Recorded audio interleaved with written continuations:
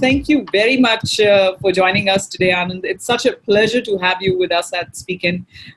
We take pride in reaching out, talking to, and connecting with thought leaders like yourselves. But when the thought leader is of your stature, it's a different evening altogether. So I'll just take a moment to do a quick introduction for yourselves, Anand. You've traveled, a phenomenal journey at such a young age, from being a chartered accountant, being a double management graduate, being a BCom honors person as well. I don't know how much a person can study at that young age, and then you've achieved feats from PwC to Mahindra Satyam to Novartis, and now at Merck India, where you are heading the organization. We, Anand, will talk today about leadership, how you've traveled this journey to this date, and of course, as you were talking about the new normal, how the leadership will change going forward as well. So thank you so much once again for joining us, Anand. I welcome you with your opening thoughts on your journey as a leader to date. Thank you so much, Deepshikha. It's an absolute pleasure and honor to be here today with SpeakIn. And leadership is a topic which I'm very, very passionate about myself. And for me, it's when you guys reached out, I was absolutely delighted because I love speaking about this topic. It's very close to heart. And I'm really looking forward today.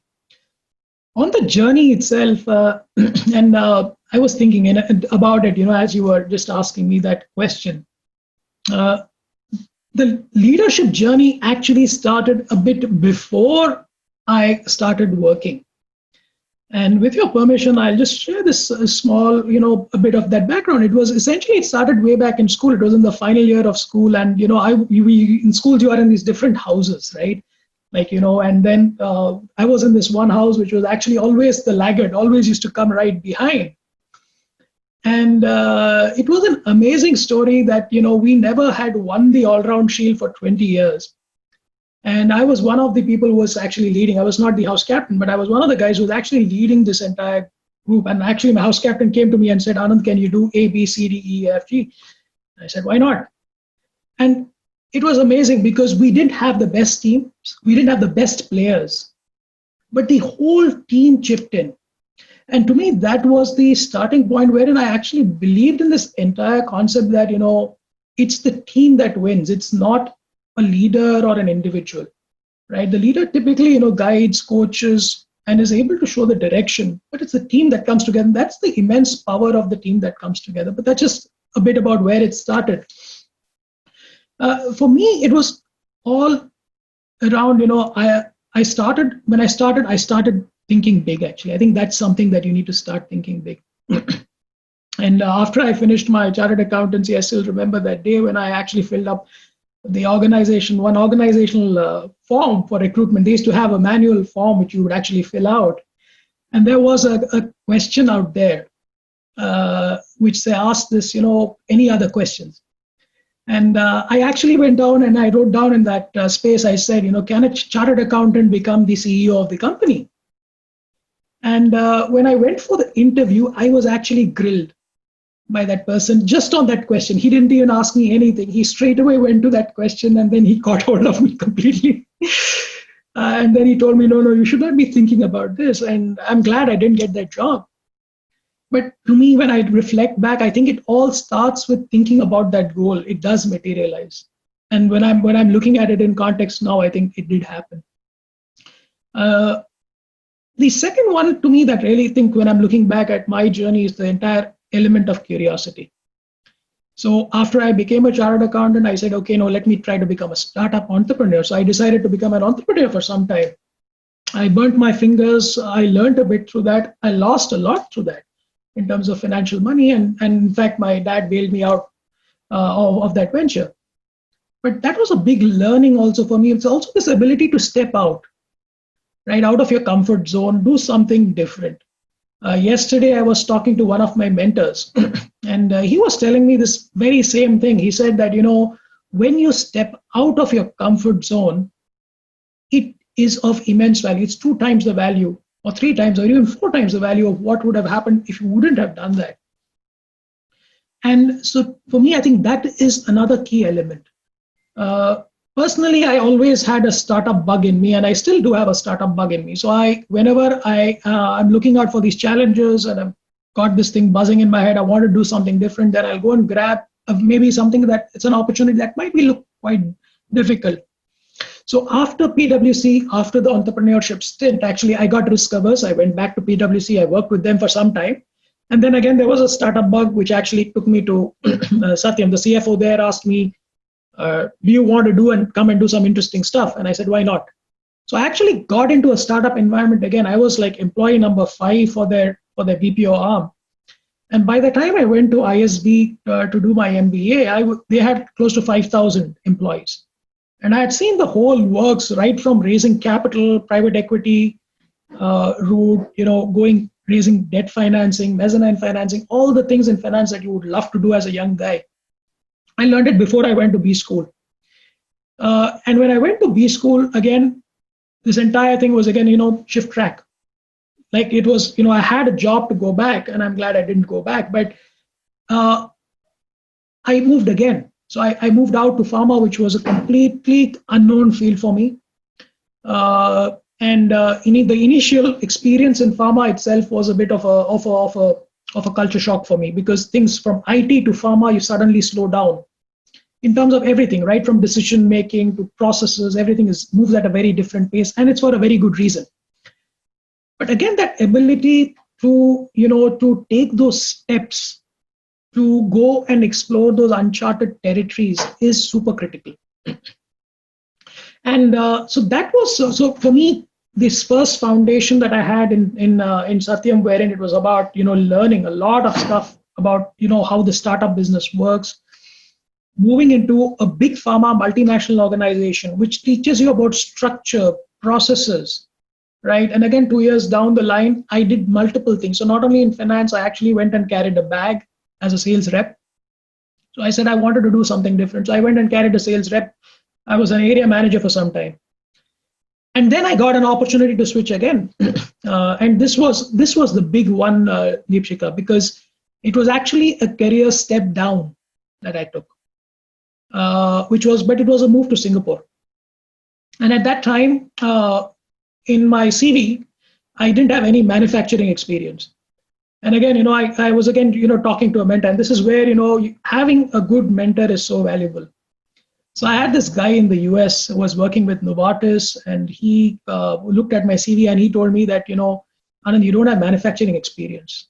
And if you want to do it early in your life, not late. And when this came up, I spoke to him and I told John, what do you suggest? Because this is something that's coming, but it looks like a step down to me, and I want to move up, and actually I'm moving down. And he said, take it, because, typically you will find that there's a lot of dirt. I'm using the word dirt instead of another word, but there's a lot of dirt always to clean up. And that's the opportunity for you. And to me, that was the real big game changer for me. One, it actually got me out of the country. So I went into a new place, an unknown place. It's a difficult environment to live in, actually, if you're starting off. I had a family. My wife was expecting. With all that, I just plunged into it. And I had just lost my dad then. So there was that additional pressure too to stay back. But my mom just helped me, and she said, move ahead. If you think that this is the right thing to do, go ahead. We'll support you. So another big thing is your family, your support system around you is extremely important in your career. That exposure was the transformational point, because when I went there, first of all, I got a lot of visibility into senior management, because when you are working in a regional role, you start getting that visibility. And when you start performing, people start noticing. And obviously I was delivering, and that moved from one to another. Then I became the regional head of planning and analysis, and then the Merck opportunity happened again, right? So again, here it was about continuing in Novartis and do something else. And I've been fortunate to have good mentors right through. At Novartis, I had the global CFO. He was mentoring me. And I was actually asked to move to South Africa. And I declined that opportunity. I said no to that opportunity. And typically, what happens in a multinational setting is that when you are put into a role or assigned, you're on a path, it also means that there are a lot of other people who are dependent on your move. So if you move, somebody else moves into your role, somebody else moves into that role. That's how it works. And since I had just had a child, then my wife didn't want to move to Johannesburg. I declined that. But that essentially, that kind of in a way stalled my progression there. And the CFO, who was my mentor, he told me, he said, now you are kind of back in the queue. But again, this is where, you have some great leaders who actually are not holding on to you. So he told me that, if you find something great, go for it, right? Don't step out of the company just to use it as a stepping stone. But when you go out of a company, prove yourself, right? Show that you made the moves, and then whenever you want, you come back. So even today, I know that I have a bridge out there which I've not burnt. There's good access there. And that advice went very well for me, because I moved to Merck, larger responsibility. It's a different culture, a German culture. Again, I was working in a Swiss company. This is a bit of a different culture. Again, I was very, very skeptical about moving into a German company, my first German company. But again, that's where, when you're getting exposed to different experiences, you're growing as an individual, growing as a person.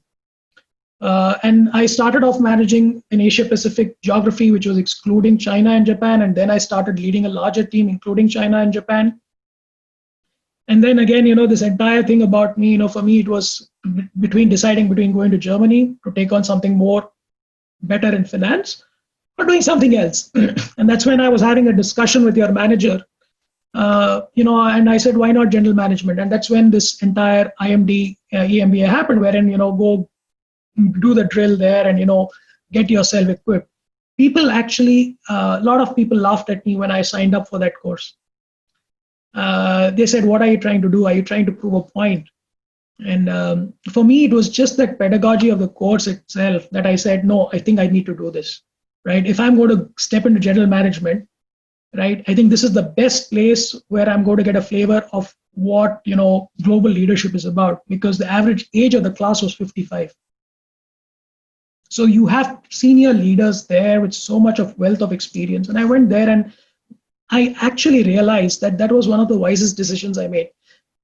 Ironically, when I passed out of ISB, my wife asked me this question. She said, are you going to stop studying? And I don't know, I told her, no, maybe in 10 years' time, I'll need a reboot. And that's what happened. I actually rebooted myself in 10 years.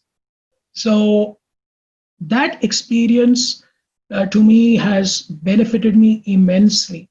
It was entirely experiential. It was not something that is all classroom and book-based learning. And then took on this challenge. And again, you start growing in the role, Deepshikha. That's the key thing. It's the journey. And it's not the events, what you do, it's the journey that you take. I think that's the key learning that happens. And even today, I think, I am still learning.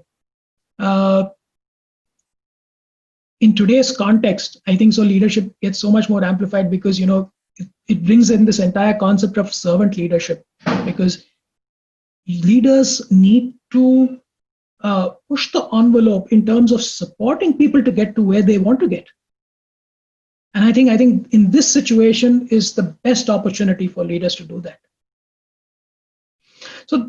So that's a bit about my journey, and clearly there were quite a few risks that I did take. To me, that one big risk was actually taking a step down.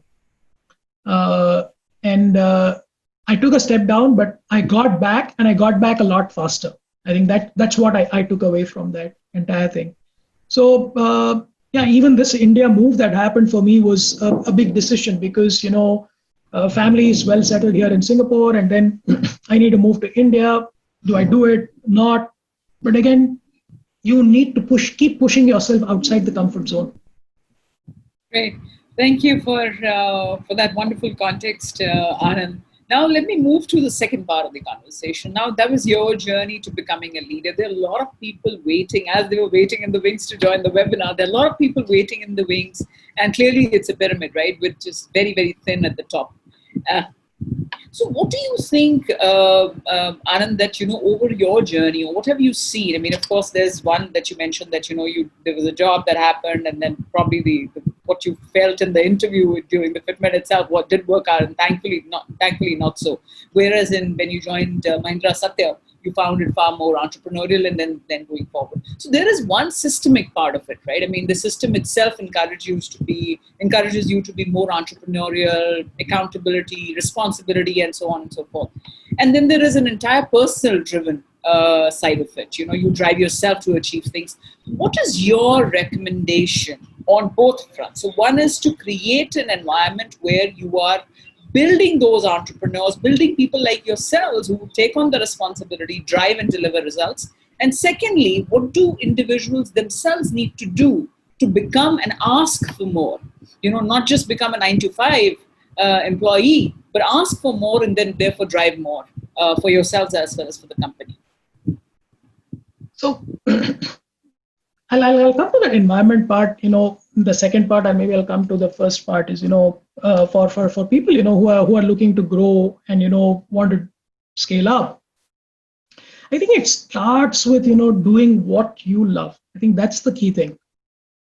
You need to start enjoying what you're doing, because as your responsibilities grow, the ask on you also grows. So there's a lot more of energy that you will have to expend out as you start taking on more responsibilities, right? Time is always limited, but there are a lot more decisions that you're going to make. So you'll not have the luxury to, let's say, have 6 hours to have a complete analysis and then go ahead and make a decision. You might have to make a decision in 5 minutes. So when you're enjoying what you're doing, I think one of the good things that happens is that you stay energized. I've seen folks, who are, doing something just for the sake of doing it. And they're not really enjoying that stuff. And that to me, that is a bit of a hurdle and a derailer. So one is you need to enjoy what you're doing. The second one is, set yourself a goal. And I think that looking out 10 years or 20 years is quite tough. At least for, let's say, the people who are starting out early right now, right? And for them to look out that much ahead might be a bit difficult. But looking out into the next 5 years, that's a good starting point. If tobacco growers in Guntur can predict the tobacco yield for the next 5 years, I think we, as well-read individuals, professionals, I think we should be able to forecast at least where we want to go in that next 5 years, the 3-year milestone. So set those milestones. I think that is also another very powerful way to get to where you want to get to. Look at it as a journey. I think that's another thing, because sometimes you end up taking a longer path, but you get to your goal. Your career is like a river. It's flowing. And it will get to its end goal, which is the sea or wherever it has to get to eventually.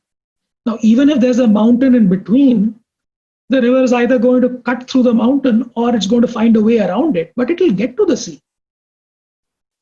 So don't get hassled about it, right? Like you're not getting this next promotion or your next job, the big job that you wanted. I think, are you growing as an individual or are you growing as a professional? That is the more important part. And last I would say is, take control. Often, and this is what we see, and this is more specific also in an Indian context, I've seen that it's culturally there, wherein historically the things have been very hierarchical. So there's always this expectation at a junior level that my manager is going to do something for me, he will take me up, and that's how it works. But we need people to start taking control of their careers. They need to start navigating it themselves. And this could mean that, if I need to get to point A, right? And if, let's say, the highway number 1 is blocked, I may need to take a highway number 2. So what are the options you have to get there? And these could be longer detours. These could be, job switches. These could be functional role switches that you might have to do. But you need to have that openness, and you need to be in control of your career. So that's a bit, I would say, and I'm happy to answer any more questions, Deepshikha. I've just kept it to those 4 points right now.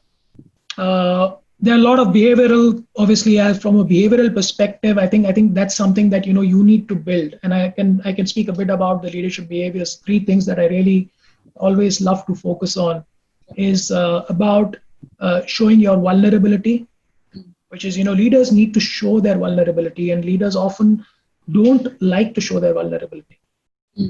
Right? It's okay to make mistakes, because by that you are able to connect with the rest of the people. They need to show empathy also at the same time, right? But when you overdo that empathy piece, then you actually get into, goody good. But it's just about how do you maintain that balance. And the last one is about, staying in your role, making those hard decisions when it's needed. And as a leader, you will have to balance between these 3. Often what happens is people tend to get into one kind of a corner, and then they are overcompensating through that behavior, which can be a bit detrimental. So as a leader, you need to stay a bit balanced. On the environment itself, right, that I'm trying to create out at Merck and in India right now, it's focused around maybe a few themes, right? Obviously, one is clear transparency and trust. So there's a lot of trust and transparency that's there across the organizations. I am trying to role model that myself. I'm expecting my leadership team and the teams below to role model that, so that people feel more empowered also. The other one is around giving people that responsibility also. So, and holding them accountable. You will be surprised actually when you actually entrust people with a responsibility and hold them accountable, they will deliver.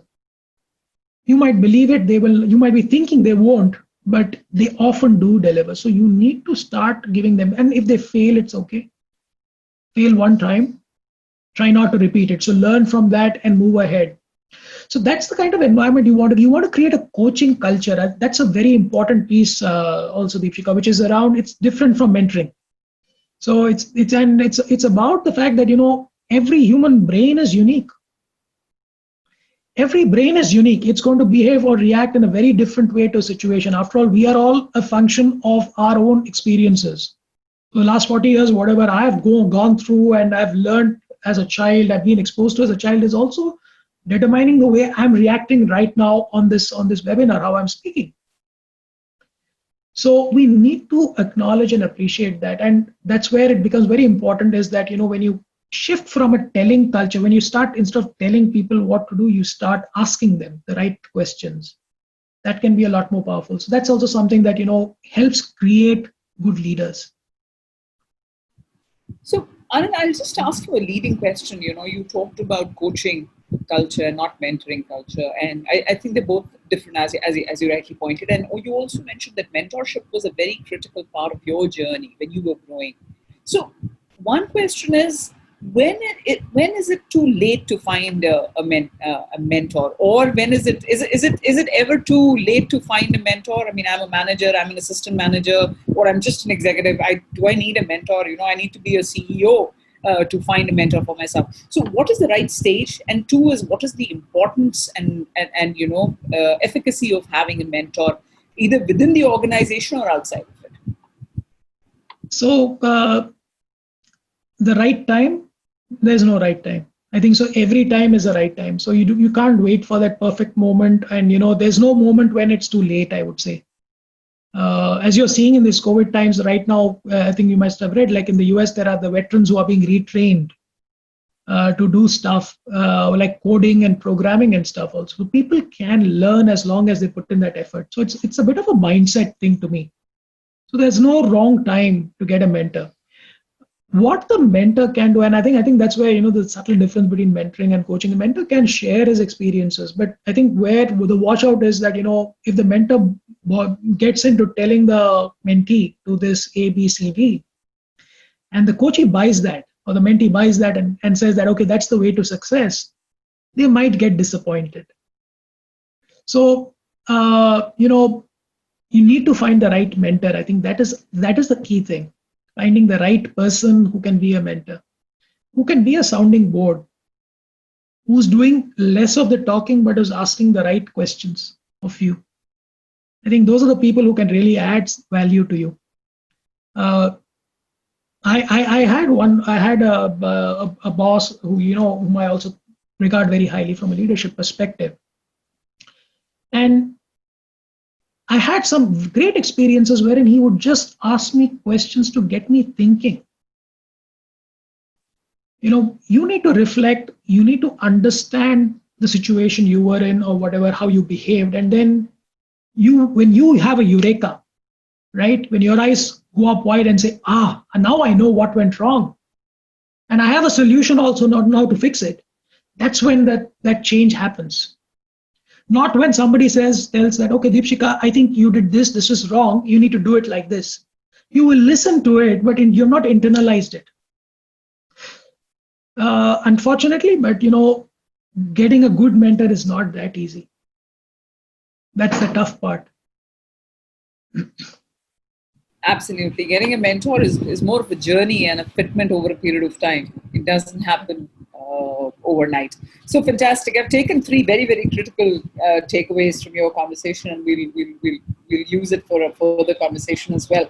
Anand, now take me to, when I talk to leaders like of your stature, you always make it sound so easy. You talked about some personal challenges, you talked about your drive yourselves, but it was very easy the way you talk it. I did this, and therefore I'm here. All of that happened. There are a lot of challenges which are not in plain eyesight. Tell us something about those challenges that you have faced and how did you overcome it in your journey, and then we will talk about the current and the future that we will be looking at as well. So I've had many failures in life. Right? I'm not going to talk through all those failures, but I can tell you in my personal life I've had failures. In my professional life I've had failures. In my school life I've had failures also.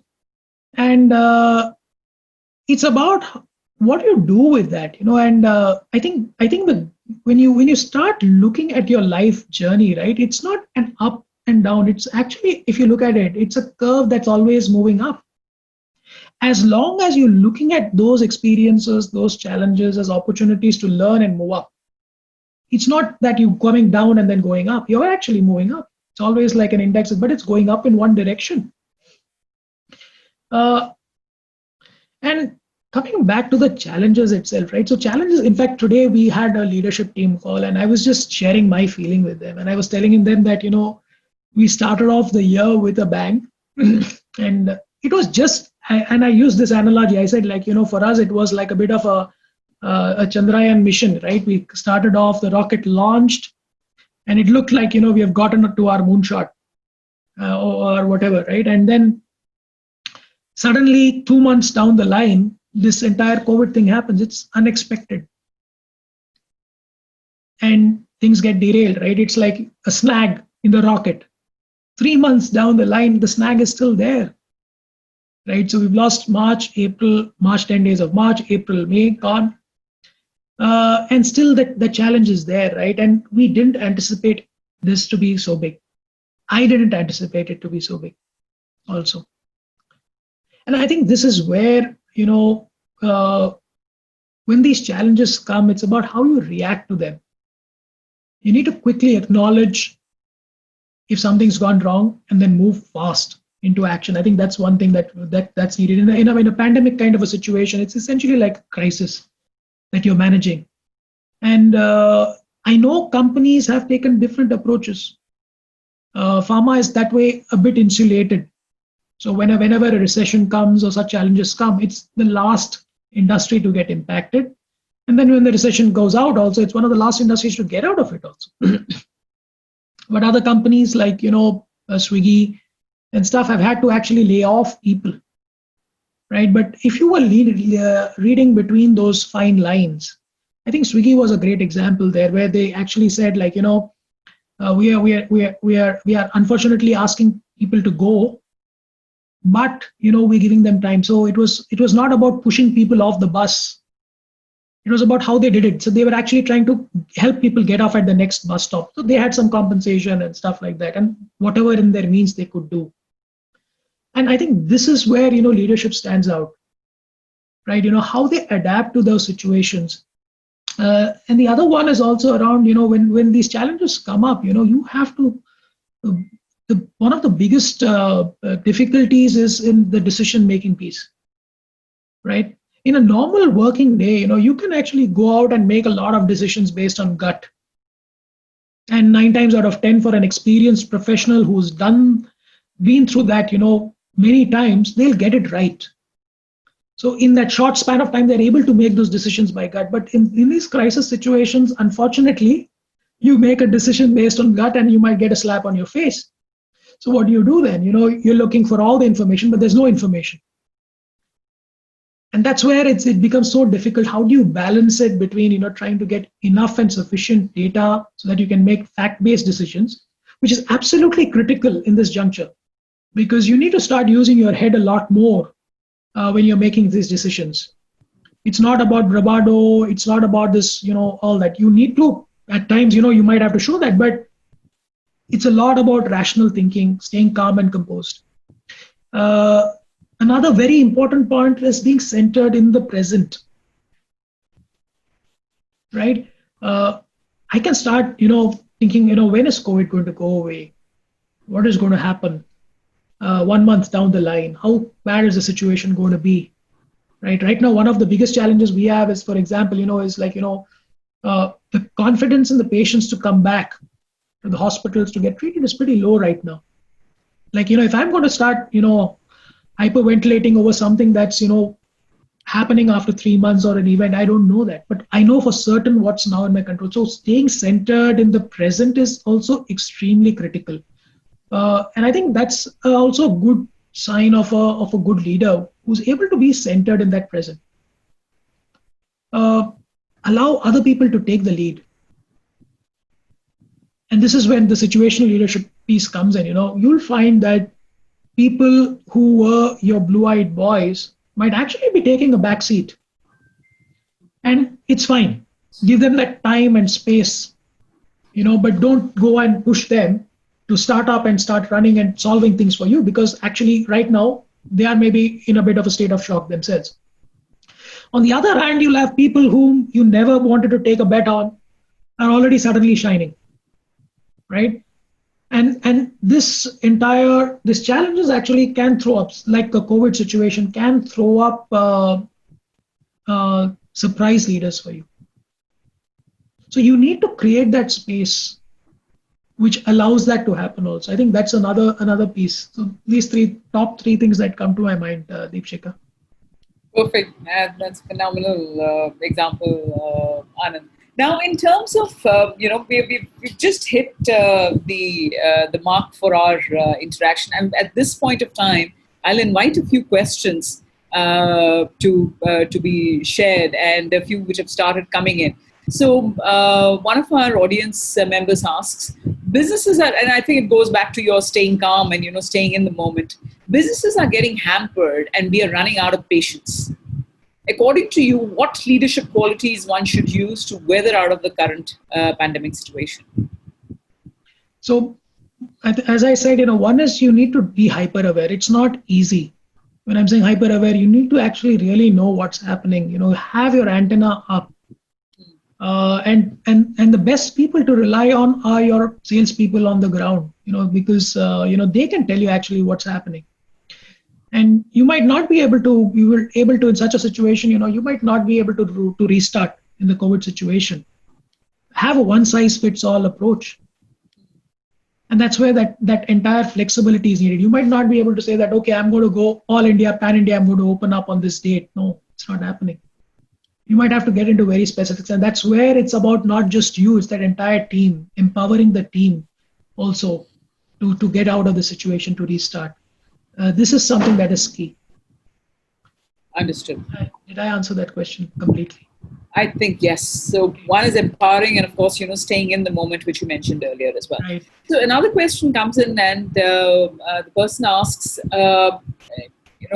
being laid off and or affected due to COVID, how do we manage this situation? It's a difficult time, right? Like when you get laid off, you're without a job. And in the context of people who have their monthly installments, EMIs and all running, it's not easy.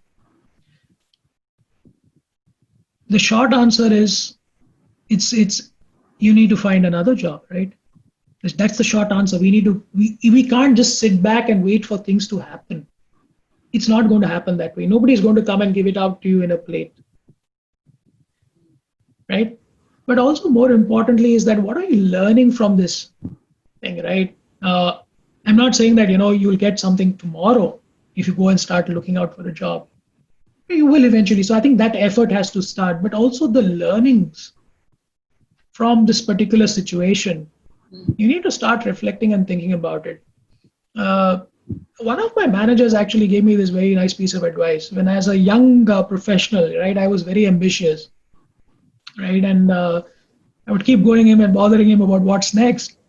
And then one day he called me up and he told me, he said, Anand, I'll give you one piece of, do one thing. You go outside and see what's your value, right? And he told me that, do this frequently. Then you'll know kitne pani mein ho to. So he actually, to me, that piece of advice was also very good, which is, you need to know that there's a market outside for you. Or not. Or not, right? And I think when you know that there is not a market for you, that's the eureka you have. If you just sat inside and were waiting for things and then we get laid off and then, okay, now we need to do something about it. Okay, you fix that. But you need to figure out what went wrong. Agree.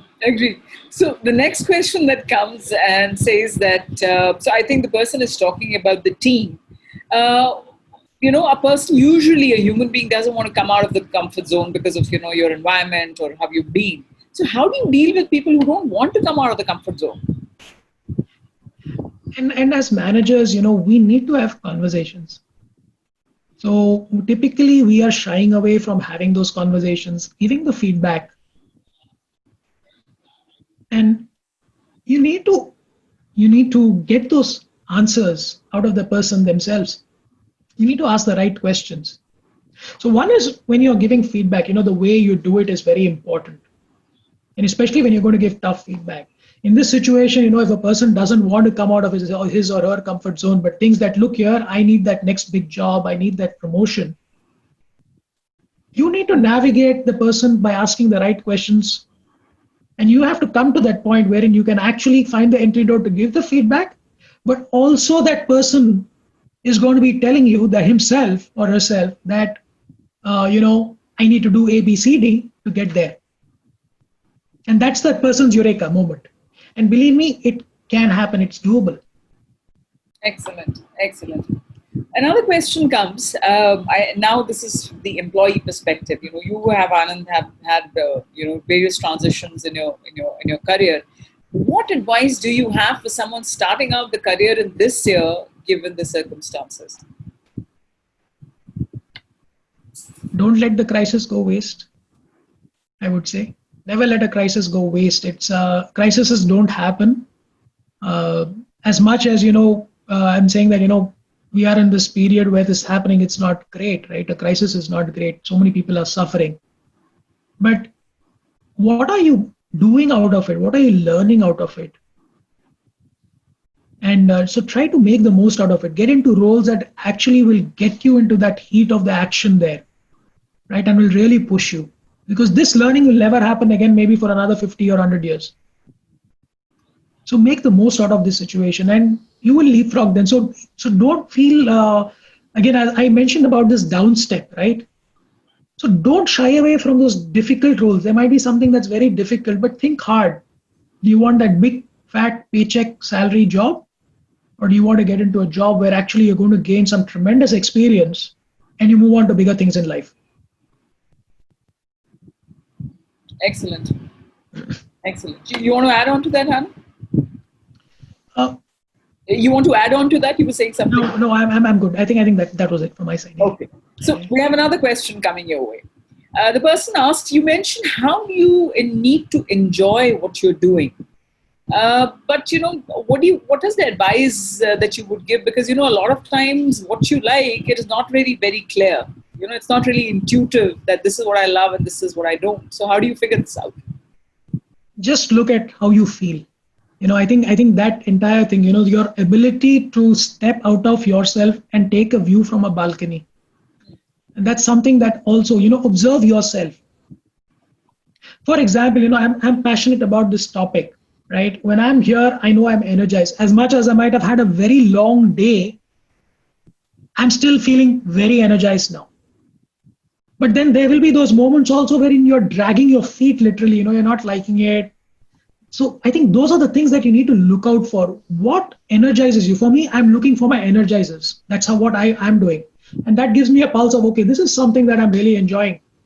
I don't know how time flies. I think those are the signals that you need to look for. Stuff which is actually you're dragging your feet, you're not feeling very good about it. You're looking at your watch and stuff. That's something that then you have to ask yourself, why are you doing that? Excellent point. Excellent point. So if you're dragging your feet doing something, perhaps that's not what your calling is. And if you forget time, then that's what your calling is. Like you have one when we're interacting with Anand. So another question comes, Anand. Should one ask for mentorship? Does it always have to be your manager or seniors at work? And how do you know when you have found one? So I think you need to do your research, right? First of all, to find a right mentor. It starts with setting your goal, right? And let's say that, for example, I want to be a product manager in an FMCG company. I think the starting point is actually to go and talk, not to the hiring manager, but to go and talk to the product manager himself or herself, right? And get a flavor of what he or she is doing. And then that person might become your mentor. But I think that is, first of all, the starting point. Mentors necessarily don't need to be your manager. Your manager has a responsibility to coach you.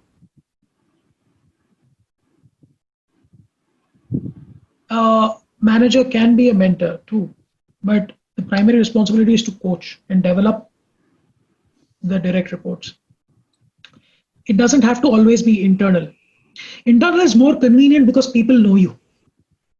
Often people use mentorship as a networking opportunity to find their next move. And that's why they're not getting the real value of that entire relationship. But internally, if you know that there are good people, then you'll hear it from people. If there are good managers, you'll hear it.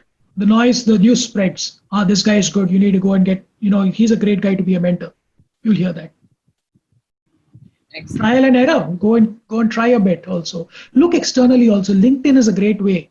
You can just cold call somebody and, say that, it's not necessary that everybody is going to accept your request. Somebody might. So I think also that's another way, but it's not easy, I must admit, to find the right mentor. Excellent. So next question, Anand, and we have more and more and more coming in. We'll keep a watch on the watch. And so as the managing director of an MNC, what is the most challenging task in your hand in the current scenario? Okay, good one. The most challenging task, of course, is around finding that balance. In this situation, we are trying to balance between, health and safety of colleagues, driving business continuity, and performance. I think finding that balance is the most difficult one. You get pulled into one of the other corners, and it happens to me too. There will be those conversations wherein my eye is more on the numbers, and I'm getting dragged into, financial performance. Sometimes, I will be thinking a lot about business continuity, about supply, and we are focusing there.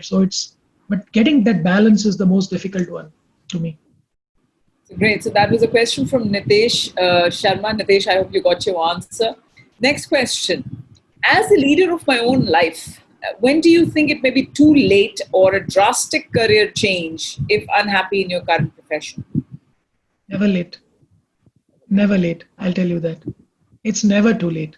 Because once you find that entire sweet spot, your purpose in life, and if it does happen that, you're able to marry your purpose with what you love, and, you're going to be doing that to earn a living, even if it's at 55, why not?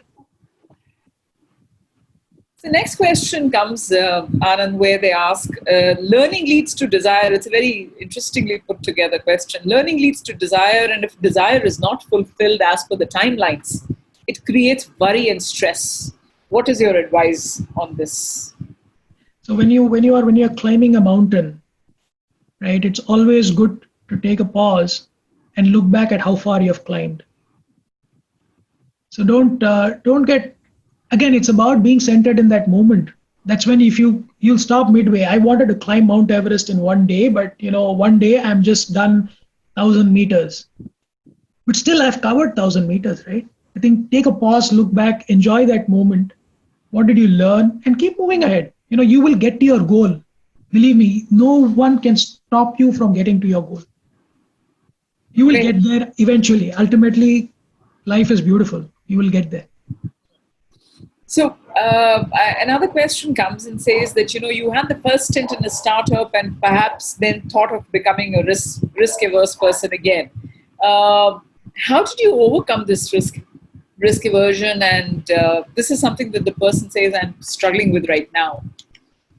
So time is the best healer, right? You had an experience, and then you're more cautious, and then you get over it in time. I think for me, it was just about, and that moment out there, I got burnt. It was hard. I became quite risk averse.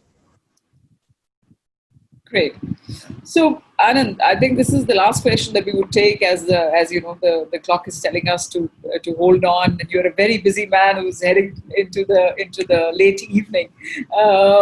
Last question comes from Neha, and Neha asks, "What is your opinion on diversity in leadership, and how do you plan to inculcate this more and more into the culture?" I think especially in the traditional industries, right? I think diversity has always been a bit of a challenge. In the new tech industries and the new generation industries, you see that there's a lot more of diversity. It's not just gender diversity, but outside of that also. And here I think there's a lot to do for pharma companies, specifically when I'm just looking at pharma organizations, right? Because the representation of women, let's say, in the workforce in pharma companies is pretty low. And it's not something that we are proud of. But when I'm comparing, let's say, an India with another country like a Vietnam or a Thailand or even a China, what we see is that the women representation is phenomenal in those countries, right? And these are also all developing countries. It's not that the work environments are all super. So it's a good question to ask ourselves, why is diversity not as obvious in countries like ours? And this is something that we need to fix, because there's a lot of statistics and data that shows us that increased diversity means a lot of good things: more creativity, more innovation, better bottom lines, more engagement and stuff. So how do I plan to create that? Is to keep driving that agenda, and there has to be a lot of role modeling happening right from the top. I was actually listening into one of the podcasts, and this was done by one of the guys of Coca-Cola. I think it was Coca-Cola who moved to the Middle East. And he was telling me that in the earlier country where he was there was a lot of women representation in workforce. And then when he went to this new place, he saw that it was at abysmally low levels. And all he was told by the people was that, look here, this ratio cannot improve. This is how it is in this country. But he made a very conscious call, and he said that, look here, when I'm going to be hiring, or my company hires, they'll hire the best candidate. So it's not about a man versus a woman, it's the best candidate. If I have two candidates who are equal and one is a man and one is a woman, I'm going to hire the woman candidate. So now that's, to me, it's about, the leader getting into his role and making a decision. This is how it's going to be. And he said, I stuck with that decision. There were a lot of naysayers. People said it won't work and all that. But then he said, now he was reflecting. He said, now we have come to a ratio wherein we have got equal representation. My organization is more profitable. It's growing like never before. The engagement, everything is wonderful. So leaders need to have that, that gut, that thing that, I'm going to hold by this also. They need to make those decisions also sometimes. And that's where I think in India, in a situation like this, maybe we're not doing enough of that. So yeah, maybe I think I need to do more of that. So great. I think there's some milestones which are also evolving and developing as situations change, and you're doing a phenomenal job of that. So one question, Anand, I would definitely want to take, and this was something that I was very keen on asking, and thank you for asking this question, MD. MD asks, how has the experience of leading an organization been coming from the finance role? So a finance leader becoming the leader, how has that change happened, and did that add value to you as a leader? Yeah, so a lot of value actually. To me, this experience has been transformative in a way, because you get to discover yourself. There are so many areas that you never knew about yourself, and I think those are those new things that when you discover and you start realizing that you're actually capable of doing those things, right? It's like, when a baby learns how to walk, like I know how to walk. And that's the beauty of these kind of roles, which, and when you step out of your comfort zones.